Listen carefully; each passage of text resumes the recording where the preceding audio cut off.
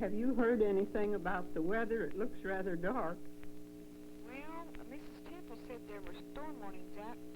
We were in kind of right in the middle of two... The place is Vinland. Vinland, Kansas. Where are they coming? You won't find it on the map. Vinland is one of those unincorporated whistle stops that died away to nothing when its railroad moved away. Only traces of the country village still remain, in a few widely scattered houses, some of which have defied the effects of wind and weather, as solid and forthright as their elderly owners. But others are home now only to moss and to vine, empty reminders of what Vinland might have been. Yet this community still has a name, still has an identity, largely because of the two slender strands which tie what is left of Vinland to the 20th century. But even these telephone trunk lines are about to go, about to be replaced by buried cables which will shortly be bringing a dial telephone system to the little farm community. When that happens, a tangle of party lines, the vocal cords of Vinland for more than 70 years, will be unknotted from the pole outside the offices of the Vinland Mutual Telephone Company. Within the little frame house, which is both home and office for Central, the only full-time employee, an ancient switchboard will go dead. Central will no longer visit with her Vinland neighbors while she connects one line to another by hand. An antiquated arrangement will give way to modern technology.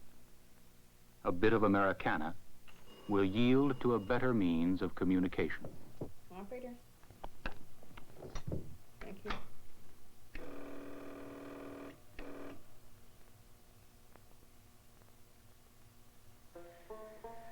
It's been quite a hassle over the years, this phone system. They've got two circuits, and one of them is lousy, and the other one is good. So if you don't get the poor one, well, there's just no way.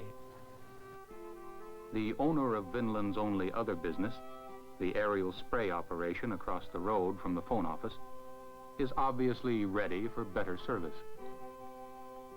He depends on the telephone not only for keeping in touch with his customers and ordering parts, but also for securing critically important pilot weather information.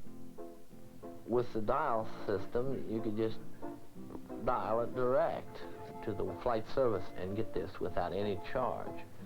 But we have to go through long distance. In spite of his business needs, the spray plane operator is aware of a kind of community bond, a spirit of mutual accommodation between his neighbor and himself. This morning I got up early and started spraying while the runway lights were still on. I had a long flight to ferry to, so I left real early. And there's often times that I needed to make calls early in the morning, and I don't make them because she is real groggy in the mornings. However, there's never been a time that I maybe had to call out of hours, or supposed to be from 6 in the morning till 9 at night. But there's never been any time that she'd ever refused to call.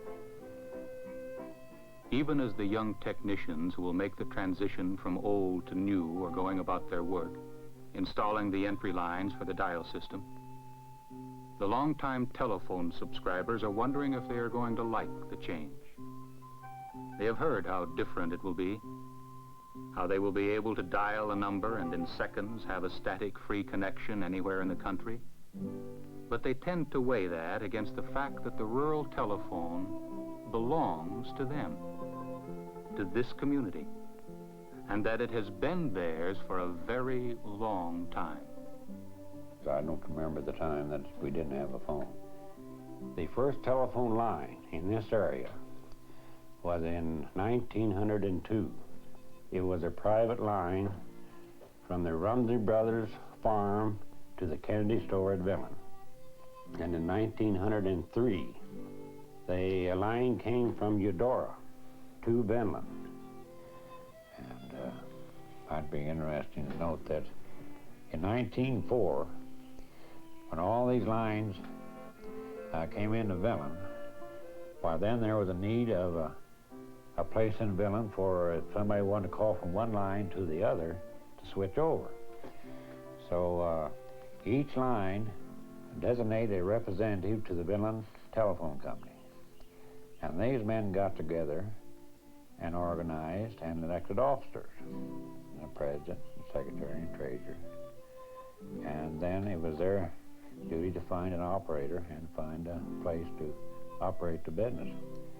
And they sold shares of stock to finance the building of the telephone line. And that's what this share of stock is for.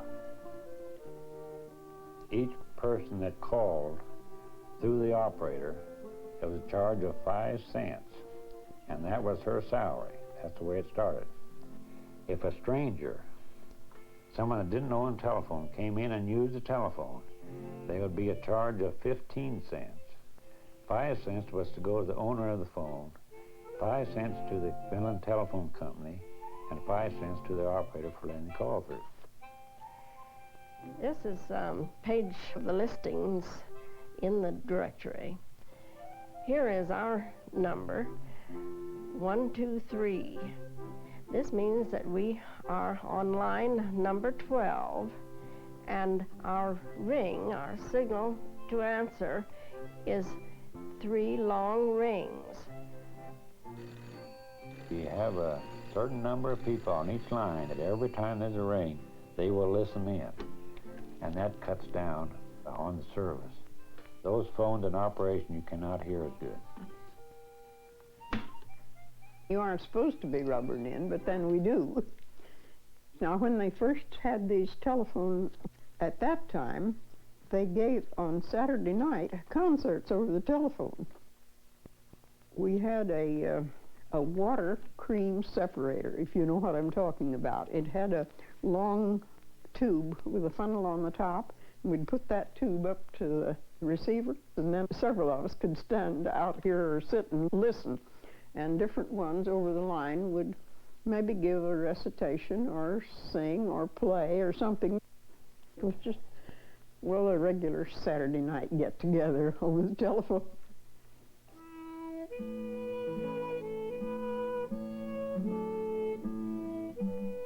There was, in the period between 1935 to 45, period of time there when lines got in terrible shape. And it was very difficult to get through. So in 1955, when I took over as secretary, I decided that we've got to fix these lines up. And I had a little spare time at that time, so I started working on lines.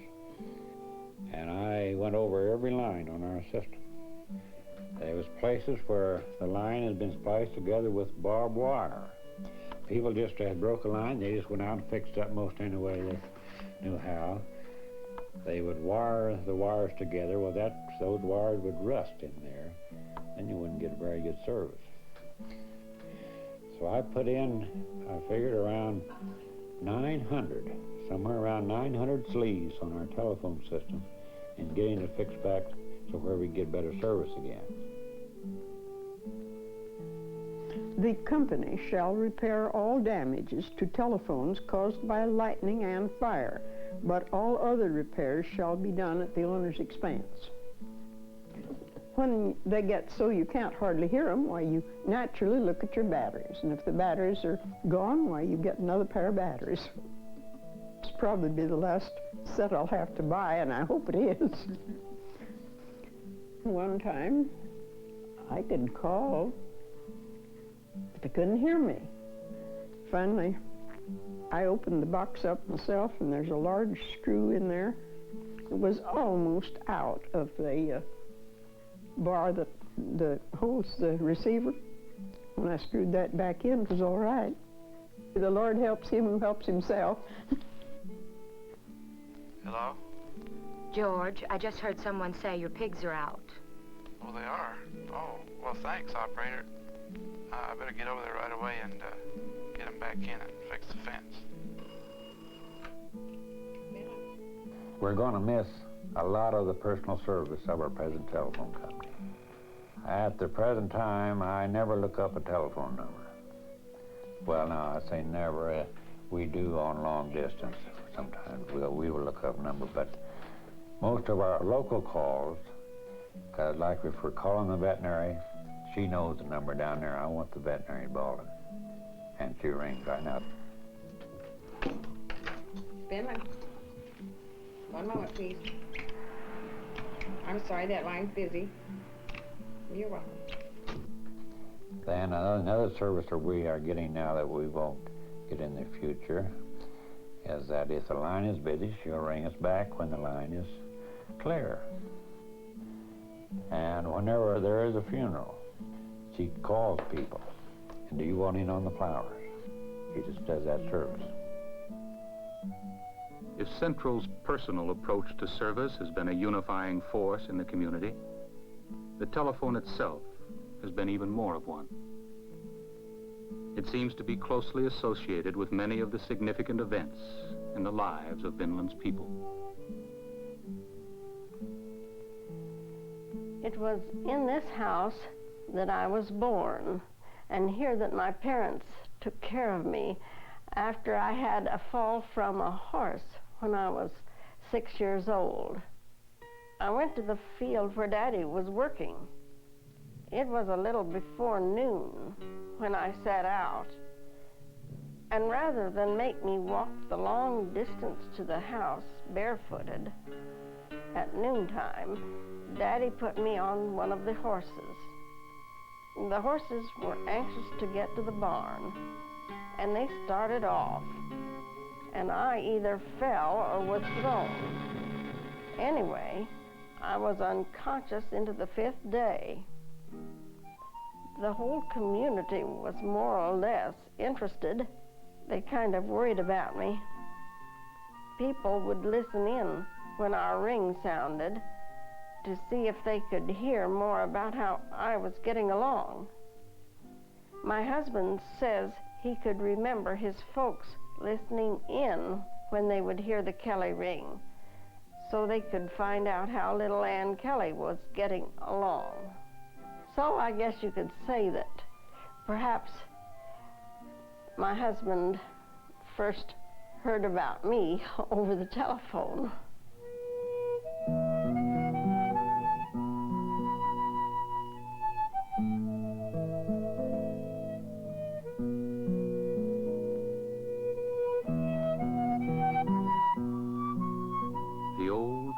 Sun-bleached poles that carry the party line from house to house in the Vinland community are an anachronism, out of place in a world of instant and technically superior communication. And yet, there is this to remember, this to think about. The words communication and community have a common root, a root deeply sunk in the rich meanings of fellowship, of caring about one's neighbors. Do the people of Vinland sense that when the emergency lighting system atop the old switchboard flickers out for the final time, never to be lighted again, that another kind of light will also go out of their lives? Do they recognize intuitively that these are the ties that have held them together, these lines of a rural telephone system operated on the premise that communication and community are one? When all the goodbyes have been said, when the old phones are hung up for the last time, will anyone afterward remember with regret that a bit of Americana is gone?